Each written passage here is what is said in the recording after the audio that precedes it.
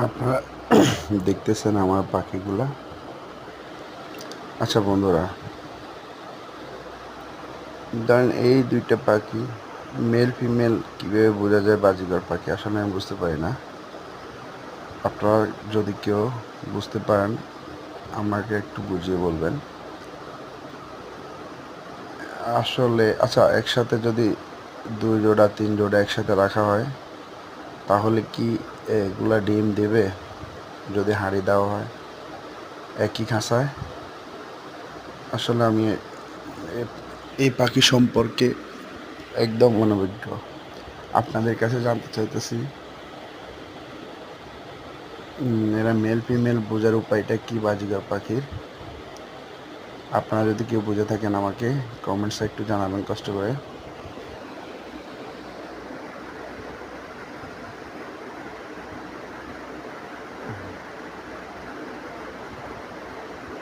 আমি এই খাঁচায় আপনাদের মোট 4টা পাখি রাখছি বাজিগার।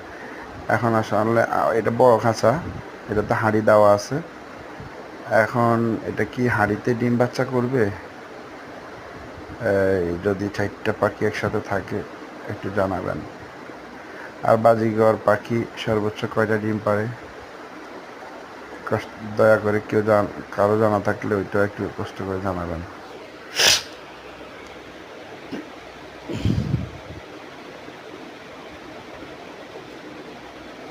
আর জোড়া চিনার উপায়টা কি? ও সরি, এই খাঁচায় আমি মোট 6টা পাখি রাখছি।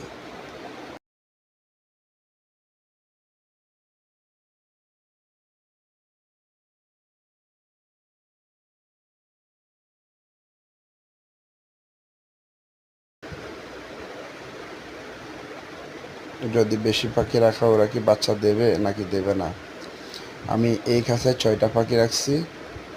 এখন আমি আসলে মেল ফিমেল বুঝতে পারতেছি না, তাই 6টা আমার খেয়াল হইলো। আমি যেহেতু জানি না, বুঝতে পারি না, 6টা একসাথে রাখছি। ওরা নিজে নিজে জোড়া নিয়ে নিজে নিজে বাচ্চা করবে। এটা কি আদৌ সম্ভব? আপনারা দয়া করে জানাবেন। আর ডিমে আসলে বাজিগার পাখি কী খাওয়াতে হয় কারো যদি জানা থাকে আমাকে একটু কমেন্টসে জানাবেন, ঠিক আছে?